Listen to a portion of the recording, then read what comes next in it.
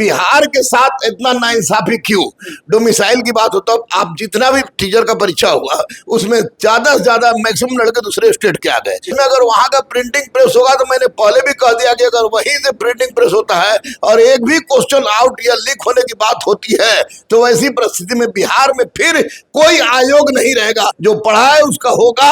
चुटपुटिया बम से बच के अब जो समय बचा हुआ है एनसीईआरटी एससीईआरटी का गहन अध्ययन करके पढ़ना क्या होगा? एनसीईआरटी और एससीईआरटी पढ़ना होगा। जो इलेक्शन था इसी कारण बच्चे चुप थे, लेकिन अब अहिंसात्मक आंदोलन करके अगर बच्चों के साथ गलती होगी तो ईंट से ईंट बजाने, वरना पूरा स्टूडेंट्स अहिंसात्मक आंदोलन के मूड में आ गया है। चुनाव भी खत्म हो गया, अब किसी से रुकने वाले हम लोग।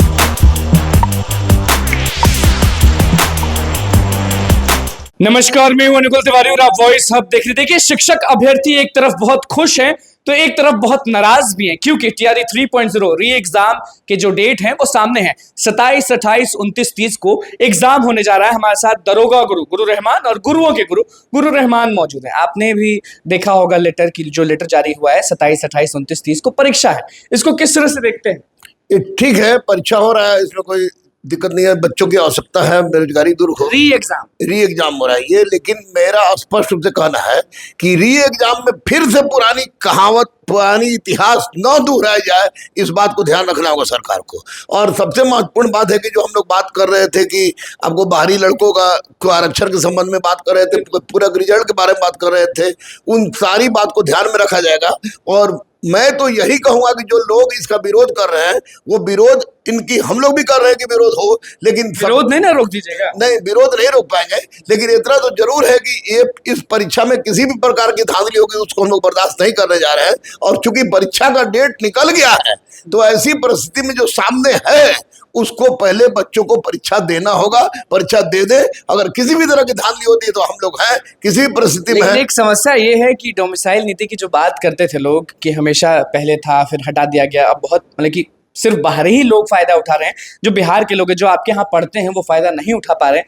तो इसको कैसे मतलब कि देखिए, डोमिसाइल नीति लागू होनी चाहिए, किसी भी परिस्थिति में लागू होनी चाहिए। बिहार के साथ इतना नाइंसाफी क्यों? डोमिसाइल की बात हो तो आप जितना भी टीचर का परीक्षा हुआ उसमें ज्यादा से ज्यादा मैक्सिमम लड़के दूसरे स्टेट के आ गए। बिहार के साथ अनदेखी हुई है, इस पर पूरा ध्यान देना होगा। अगर इस तरह की बात टीआर 3 में फिर से होती है तो निश्चित रूप से हम लोग इसके विरुद्ध जाएंगे। और हम इसके लिए हम लोग प्रिंटिंग प्रेस पर क्या बोलेगा? इस बार भी तो वही नियम होगा ना? नहीं, प्रिंटिंग प्रेस में अगर वहां का प्रिंटिंग प्रेस होगा तो मैंने पहले भी कह दिया कि अगर वहीं से प्रिंटिंग प्रेस होता है और एक भी क्वेश्चन आउट या लीक होने की बात होती है तो वैसी परिस्थिति में बिहार में फिर कोई आयोग नहीं रहेगा। इसके लिए बच्चे थे। अच्छा, बीपीएससी चेयरमैन जो पहले थे अतुल प्रसाद, वो लगातार ट्वीट करते थे, लेकिन अभी के जो चेयरमैन है वो कुछ अपडेट ही नहीं देते, तो शिक्षक अभ्यर्थी बड़ा टेंशन में रहते हैं कि कुछ तो अपडेट आए। कुछ तो देखिए, अतुल प्रसाद ट्वीट करते थे, अच्छी बात थी, लेकिन ट्वीट के अंदर जितना गलत हुआ, मैं तो गलत ही कहूंगा, ओल झोल हुआ, वो ओल झोल बिल्कुल गलत हुआ।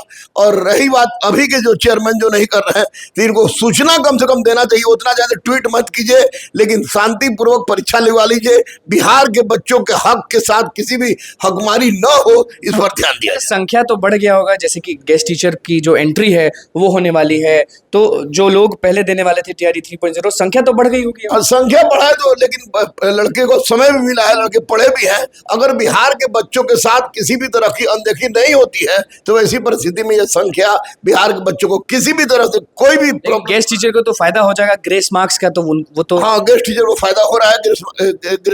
ग्रेस मार्क्स का 3 साल वाले या 5 साल को फायदा हो रहा है, तो निश्चित रूप से उससे इनको कुछ लेना देना नहीं है। जो पढ़ा है उसका होगा। चुटपुटिया बम से बच के अब जो समय बचा हुआ है एनसीईआरटी एससीईआरटी का गहन अध्ययन करके पढ़ना क्या होगा? एनसीईआरटी और एससीईआरटी पढ़ना होगा।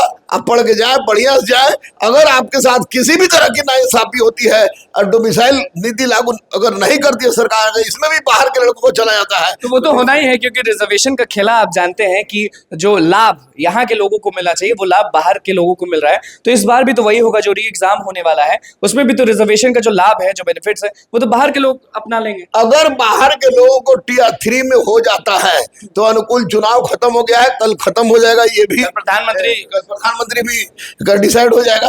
अगर इस तरह की बात होती है तो हम लोग किसी भी प्रकार का अहिंसात्मक धरना करेंगे, प्रदर्शन करेंगे, लेकिन छात्र धरना में क्या मांग करेंगे? गुरु रहमान जो है, शिक्षक अभ्यर्थियों की बात हो या दरोगा अभ्यर्थी, सिपाही की बात हो, तो लगातार मांग करते हैं, सड़क पर उतर जाते हैं। तो इस बार क्या मांग करेंगे? परीक्षा क्योंकि सामने है, एक तरफ ये भी देखना है कि बच्चे अच्छे से परीक्षा दें। सबसे बड़ी मांग होगी कि किसी भी तरह का धांधली ना हो। दूसरी बात कि जिस प्रिंटिंग प्रेस में होता था वहां किसी भी तरह से क्वेश्चन नहीं छपे। तीसरी बात है कि बिहार के बच्चों के आरक्षण के साथ जो खिलवाड़ किया गया हमारे साथ वो ना हो। और साथ ही साथ सप्लीमेंट्री रिजल्ट की भी बात हम लोग पीछे नहीं छोड़े हुए हैं, सप्लीमेंट्री रिजल्ट हो। और सबसे बड़ा मुद्दा है एज रिलैक्सेशन का। एज रिलैक्सेशन में जो महिलाएं हैं वो लगातार कमेंट करती हैं हम लोग के वीडियो पे कि हमारे पति जो है उनका उम्र जो है वो क्रॉस हो गया, तो बड़ा दिक्कत है। हाँ बिल्कुल 100% दिक्कत है। अरे एक ही गेम में दो नियम नहीं होता है, चाहे अध्यक्ष अतुल प्रसाद हो या अध्यक्ष कोई भी हो। बच्चों के साथ नाइंसाफी बर्दाश्त करने हम लोग नहीं जा रहे हैं, क्योंकि इलेक्शन था इसी कारण बच्चे चुप थे। लेकिन अब अहिंसात्मक आंदोलन करके अगर बच्चों के साथ गलती होगी तो ईंट सीट बजाने खेला नहीं हो जाएगा। जैसे कि सीटेड जो फर्जी सीटेड वाले थे, OMR शीट भी चेक हो रहा है, तो जो गलत लोग होंगे वो तो बाहर हो जाएंगे, क्योंकि आपने चिल्लाया, लोगों ने चिल्लाया, तो लोग बाहर हो जाएंगे, वो सीट खाली हो जाएगा। और TRE 3 का एग्जाम भी आ चुका है, तो ये ऐसा तो ना हो जाए कि TRE 3 वाले जो बच्चे आएंगे, जो अभ्यर्थी आएंगे, उनको उस सीट पे बैठा दिया जाए और TRE 1 और TRE 2 के लोग बस मुंह देखते रहे। नहीं, ऐसी बात नहीं, ऐसी बात बिल्कुल नहीं होनी चाहिए। माननीय मुख्यमंत्री भी सोचे, अध्यक्ष महोदय भी सोचे कि किसी भी तरह का कोई ऐसा खेला ना हो कि बच्चों के साथ। शिक्षा विभाग वाले तो छुट्टी पर चले गए हैं, तो वो तो के सिद्धार्थ आए हैं, के सिद्धार्थ अपना देखे, के पाठक छुट्टी पे गए, शिक्षा विभाग छुट्टी पे नहीं गया है। जो भी आए हैं वो बच्चों के हक में सोचे, बच्चों के लिए सोचे, वरना पूरा स्टूडेंट्स अहिंसात्मक आंदोलन के मूड में आ गया है। चुनाव भी खत्म हो गया, अब किसी से रुकने वाले हम लोग। रिवाइज रिजल्ट OMR शीट अगर चेक हो रहा है तो एक तरह से दिया जाएगा, जो योग्य होंगे उनको अंदर किया जाएगा, जो अयोग्य होंगे उनको बाहर किया जाएगा। हाँ बिल्कुल बिल्कुल, इसीलिए हम लोग डिमांड भी कर रहे थे। और जो OMR शीट चेक हो रहा है, रिवाइज रिजल्ट की बात हो रही है, एज रिलैक्सेशन की बात हो रही है, सारी की सारी बात अब सामने रखे। अब कोई बहाना नहीं है ना। सामने है तो आंदोलन की बात क्यों सामने आ रही है? अभ्यर्थी भी लगातार आंदोलन कर रहे हैं, आप भी आंदोलन कर रहे हैं। परीक्षा जब सामने है तो आंदोलन की बात क्यों? देखिए परीक्षा सामने है, इसमें कोई संदेह नहीं, परीक्षा होती भी रही, इसमें कोई संदेह नहीं। लेकिन बिहार के बच्चों के साथ जिस तरह की गलती हुई है, रिजर्वेशन के साथ जिस तरह का छेड़छाड़ हुआ है, सप्लीमेंट्री रिजल्ट बोल के नहीं दिए, सप्लीमेंट सब कुछ करके भी अगर सरकार या आयोग नहीं दी है, तो ऐसी परिस्थिति में आंदोलन ही एकमात्र विकल्प बचता है। आंदोलन का रास्ता हिंसात्मक होगा, लेकिन चुल से चुल हिला देने वाली होगी। आवाज उठाएंगे, ये नहीं कि चुप हो जाइए, सवाल ही नहीं उठता, संभव चुप होने का सवाल ही नहीं उठता है। इलेक्शन के कारण हम लोग चुप थे, अब इलेक्शन खत्म हुआ है, इसलिए बच्चों के हित में आवाज उठाते थे, उठा रहे हैं। और अब अहिंसात्मक बल पर चुल से चुल हिलाने की अवस्था में आंदोलन भी जारी रहेगा और उधर परीक्षा भी जारी। हाँ परीक्षा इसलिए तो नहीं ना कि आप बोलेंगे कि परीक्षा नहीं होने देंगे। नहीं, परीक्षा हो, परीक्षा जो कि सामने आया है, तो इसलिए परीक्षा लोग दे। अगर परीक्षा में कोई गड़बड़ी होता है तो फिर से रटवाया गया, तो आपको याद है हजारीबाग रटवाया गया, तो इस बार सबको हम लोग रट जाएंगे। जितने भी आयोग पहुंच जाइएगा वहां, क्या जहां कुछ होगा। आयोग तो नहीं रहेगा, ये तथ्य है। आयोग ही नहीं रहेगा, आयोग नहीं रहेगा, क्योंकि अगर इस तरह की बात होगी तो फिर आयोग का कोई औचित्य नहीं होगा। रहने नहीं चाहिए, मतलब कि उनके जो अधिकारी उनको सस्पेंड करवा दीजिएगा। सस्पेंड, डिसमिस, जो करना हो, लातम जुत्ता जो करना हो किया जाएगा। लातम जुत्ता भी होगा, लेकिन निश्चित रूप से अगर अब बच्चों के साथ खिलवाड़ होती है तो बच्चे बर्दाश्त करने की डिमांड बता दिए। अब बस ये बता दीजिए कि क्या क्या पढ़ना होगा, क्योंकि सबसे अलग ये चीज है कि एग्जाम के डेट आ चुके हैं, तो पढ़ाई तो करना पड़ेगा। देखिए एक तो सबसे बड़ी बात है कि NCERT और SCERT जिसने भी पढ़ा है वो पढ़ ले और करंट अफेयर्स पढ़ ले। साथ ही साथ हमने भी अपने YouTube चैनल पर लगातार मैराथन शुरू किया है, उसको लोग देखें और हुमत के जाए, जम के जाए, बिना कुछ सोचे समझे जाए कि क्या हो रहा है क्या नहीं हो रहा है। भी जाइएगा ना सेंटर पे, 100% जाएंगे इस बार तो, और मस्जिद जाएंगे क्योंकि चुनाव खत्म हो गया, वहीं पर बैठे रहेंगे, देखते हैं क्या होता है। अगर गलत होगा अनुकूल तो चूल से चूल हिलाने के लिए तैयार है। आंदोलन का रूप अहिंसात्मक जरूर होगा, लेकिन परिवर्तन क्रांतिकारी होगी।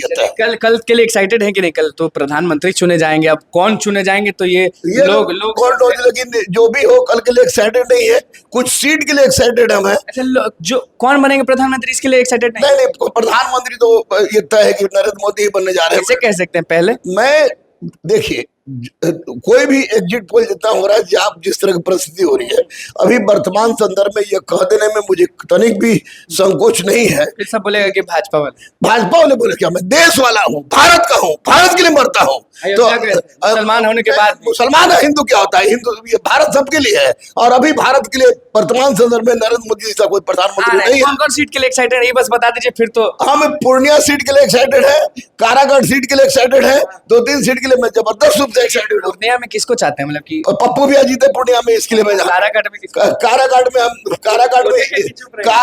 में हम क्या बोले, लेकिन इतना जरूर है क्योंकि हमारा संसदीय क्षेत्र है, लेकिन इतना जरूर चाहेंगे कि कारागढ़ में वही जीते जो कारागढ़ लोकसभा की समस्या का निराकरण। देखिए गुरु रहमान हमारे साथ मौजूद थे और सीधे टीआरडी 3.0 के परीक्षा के बारे में बता दिए हैं कि अभ्यर्थियों को क्या पढ़ना है। साथ में ये भी बोलेंगे देखिए परीक्षा का डेट जो है वो सामने है, तो परीक्षा पे तो ध्यान देना है, साथ में आंदोलन पे भी ध्यान देना है, क्योंकि सप्लीमेंट्री एज रिलैक्सेशन और रिजर्वेशन जो लाभ बाहर वाले उठाते हैं वो यहाँ वाले उठाएंगे। और किस तरह से सब बातों को स्पष्ट कर दिए, आंदोलन की बात भी किया और उसके बाद भैया चुनाव पे भी बात हो ही गया। कह रहे हैं कि नरेंद्र मोदी ही बनेंगे प्रधानमंत्री और पप्पू यादव को पूरा सपोर्ट कर रहे हैं पूर्णिया से। काराकाट पर भी बहुत कुछ बोले, लेकिन सबसे बड़ा मुद्दा यह है कि टीआरडी 3.0 का जो डेट है वो सामने है। अब देखना होगा कि शिक्षक अभ्यर्थी के मन में क्या चल रहा है, क्योंकि मुद्दे बहुत हैं जिसको दबाया गया है, लेकिन गुरु रहमान दबने नहीं दिए। तो बस हमारे चैनल को सब्सक्राइब करें, फेसबुक पेज को लाइक करें। धन्यवाद।